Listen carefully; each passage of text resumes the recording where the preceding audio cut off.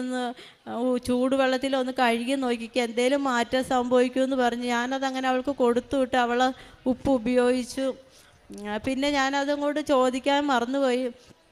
ഒരാഴ്ച കഴിഞ്ഞപ്പോൾ അവൾ എന്നെ വിളിച്ചിട്ട് പറയാം, എടി ദശ വളരുമായിരുന്നു, ദശയും വളർന്ന് എന്താ ചോരയും പോകുന്നുണ്ട്. അപ്പോൾ ഡോക്ടർമാർ പറഞ്ഞു ഇനി ഇത് പരിശോധിക്കണം, വേറെ എന്തെങ്കിലും ആണോ എന്നുള്ളത് നോക്കണം എന്ന് പറഞ്ഞു. അങ്ങനെ പറഞ്ഞപ്പോഴാണ് ഇവൾ എന്നോട് പറയണത്, നല്ലൊരു ദശ, നെല്ലിക്ക വലിപ്പത്തിൽ ദശ വളർന്നായിരുന്നു. ഇന്നിപ്പോൾ അങ്ങനെ ഒരു ദശ അവിടെ ഉണ്ടെന്ന് പോലും അറിയത്തില്ല. അമ്മ മാതാവിൻ്റെ ഉപ്പ് ഉപയോഗിച്ച് അവൾക്ക് രോഗസൗഖ്യം അങ്ങനെ കിട്ടി.